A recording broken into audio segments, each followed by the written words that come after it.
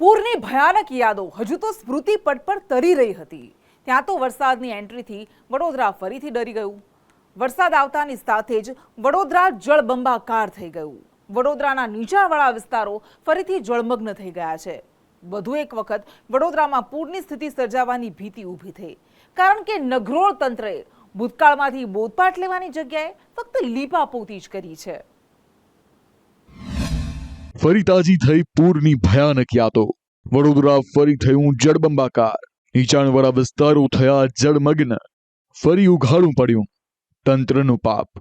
વડોદરામાં આવેલા પૂરે આખા વડોદરાને બાનમાં લીધું હતું। લોકોની વર્ષોથી સંગ્રહાયેલી ઘરવખરી પાણીના ધસમસતા પ્રવાહમાં તણાઈ હતી। લોકો દિવસો સુધી ભૂખ અને તરસથી તરફડવા માટે મજબૂર બન્યા હતા। વિશ્વામિત્રીના પાણીએ એવો હાહાકાર મચાવ્યો હતો કે આખું વડોદરા ત્રાહિમામ પોકારી ઉઠ્યું હતું। વડોદરામાં આવેલા પૂરને પગલે અનેક લોકોના હાલ બેહાલ થયા હતા।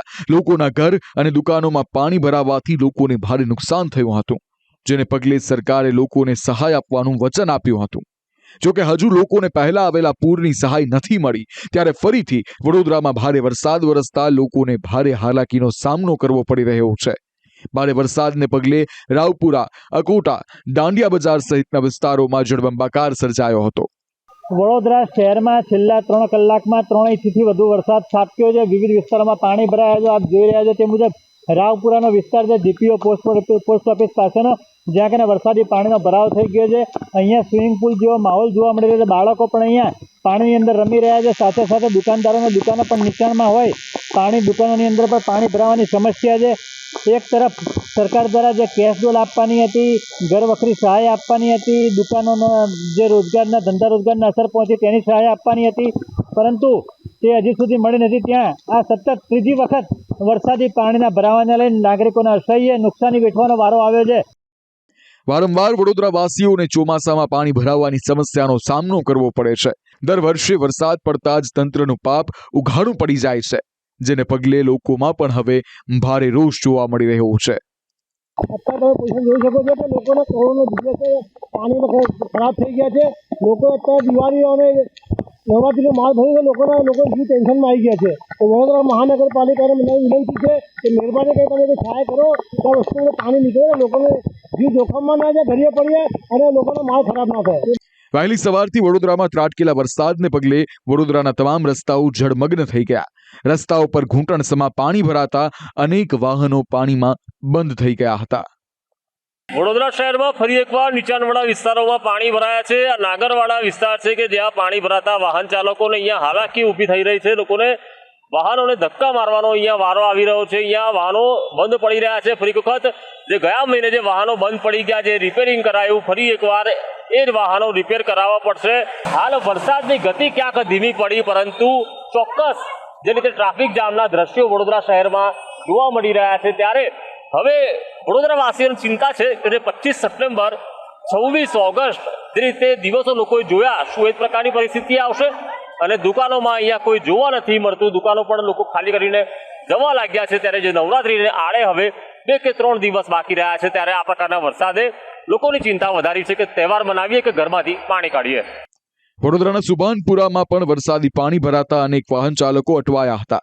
લોકોના વાહનો વરસાદી પાણીમાં બંધ થઈ જતા વાહન ચાલકોને ભારે હાલાકીનો સામનો કરવો પડ્યો હતો। હરની રોડથી આવ્યા છે, બહુ બધું પાણી છે વચ્ચે, રસ્તા વચ્ચે બધી જગ્યાએ ઠેર ઠેર પાણી છે, બધી જગ્યાએ બધી ગાડીઓ બંધ થઈ ગઈ છે। તમે રહો છો ક્યાં? કારલીબાગ રહીએ છીએ। ઘરમાં પાણી ભરાયું લાગે છે આ વખતે? આવી જશે પાણી થોડો ટાઈમ। ભારે વરસાદને પગલે વડોદરાના અલકાપુરી વિસ્તારમાં આવેલા ગરનાળામાં પાણી ભરાઈ જતા વાહન વ્યવહાર ખોરવાયો હતો। થોડા વરસાદમાં જ શહેરના ગરનાળા જળમગ્ન થતા વડોદરા મહાનગરપાલિકાની પ્રી મોન્સૂન કામગીરી ફક્ત કાગળ પરનો વાઘ હોવાનું સાબિત થયું છે। વડોદરા શહેરમાં 2 કલાક વરસાદ વરસ્યો અને ફરી એકવાર પૂરની સંભાવના દેખાઈ રહી છે, કારણ કે વરસાદ હાલ ધીમો તો પડ્યો છે, પરંતુ વિશ્વામિત્રી નદી જે ફરી પોતાનું રૌદ્ર સ્વરૂપ ધારણ કરે તેવા એંધાણ અહીંયા લાગી રહ્યા છે, કારણ કે વિશ્વામિત્રી નદી ફરી 2 કાંઠે જોવા મળી રહી છે। અને હાલ વિશ્વામિત્રી નદીનું જે લેવલ છે તે ક્યાંક જે 16 ફૂટ હતું ગત સુધીમાં, એ અત્યારે 18.50 ફૂટ છે અને હાલ 19 ફૂટને આવવાની તૈયારી છે। મહત્વની વાત છે કે વિશ્વામિત્રી નદીનું જે લેવલ છે, ભયજનક લેવલ, તે 26 ફૂટનું હોય છે, એટલે કે હવે 7.5 થી 8 ફૂટ જ બાકી છે। 26 ફૂટને પહોંચવા માટે અને ગત રોજ જે રીતે પાલિકાના અધિકારીઓએ બેઠક બોલાવી હતી અને કહ્યું હતું કે 22 ફૂટે જ્યારે વિશ્વામિત્રી પહોંચશે ત્યારે સ્થળાંતરની કામગીરી કરવામાં આવશે અને 26 ફૂટે જ્યારે વિશ્વામિત્રી નદી પહોંચે છે ત્યારે આ સ્થળાંતરની કામગીરી અને અન્ય જે સુરક્ષારૂપી પગલાં અહીંયા લેવામાં આવે છે. પરંતુ જે 25 સપ્ટેમ્બરે જે વરસાદ વરસ્યો અને ભયંકર પૂર આવ્યું ને ત્યારબાદ વડોદરા મહાનગરપાલિકાના અધિકારીઓએ ફક્ત 13 જેટલા જ દબાણો બતાવ્યા અને નૌટંકી કરી. પરંતુ ફરી એકવાર 2 કલાકમાં જ પડેલો 2 ઇંચ જેટલા વરસાદે વડોદરાને ગમરોડ્યું છે. ઠેર ઠેર ટ્રાફિક જામના દ્રશ્યો છે. નીચાણવાળા વિસ્તારોમાં ફરીવાર પાણી ભરાયા છે. લોકો હાલાકી ભોગવી રહ્યા છે. તો પછી આ ડ્રેનેજ વડોદરાની જે ડ્રેનેજ સિસ્ટમ છે તેનું પાણી કેમ વિશ્વામિત્રી નદીમાં જે રીતે જવું જોઈએ જતું નથી, તો પછી ભૂકી કાંસ કે પછી રૂપારેલ કાંસોના જે દબાણો છે તે અત્યાર સુધી કેમ ન સાફ કર્યા, અગાઉના પૂરથી કેમ પાલિકાના અધિકારીઓ સુધરતા નથી, તેવા સવાલો અને તેવો રોષ લોકોમાં ફરી એક વખત જોવા મળશે તેવા પણ નક્કી છે. પરંતુ એકવાર ફરી વડોદરા થંભી ગયું છે તેવા ચોક્કસ છે. વડોદરાના પાદરામાં પણ પવન સાથે વરસાદ વરસતા ફૂલબાગ, જકાતનાકા, એસટી ડેપો, જાસપુર રોડ, કોઠી ફળિયા અને આંબેડકર સર્કલ વિસ્તારમાં પાણી ભરાયા હતા.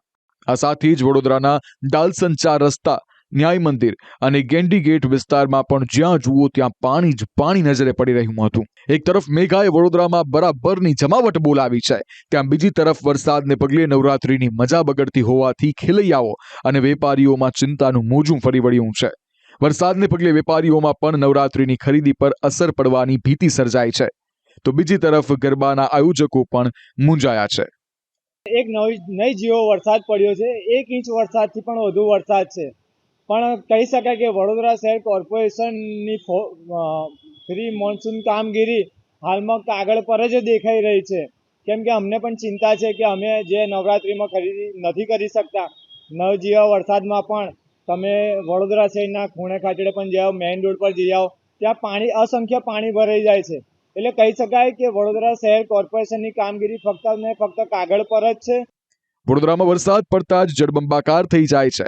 તેની પાછળ વરસાદ કરતા નઘરોડ તંત્રનો વાંક વધારે છે. તંત્રના પાપે અને નદી કિનારાના વિસ્તારો પર દબાણને પગલે વડોદરામાં પાણી ભરાઈ જાય છે, જેની સજા સામાન્ય જનતા ભોગવે છે. આ પહેલા જ્યારે પૂર આવ્યું ત્યારે તંત્ર દ્વારા તેમાંથી બોધપાઠ લઈને યોગ્ય કાર્યવાહી કરવાની જગ્યાએ ફક્ત લીપાપોતી અને દોષારોપણ કરવામાં આવ્યા હતા, જેથી આજે ફરીથી વડોદરામાં પૂરની સ્થિતિ સર્જાઈ છે. બ્યુરો રિપોર્ટ, સંદેશ ન્યૂઝ, અમદાવાદ.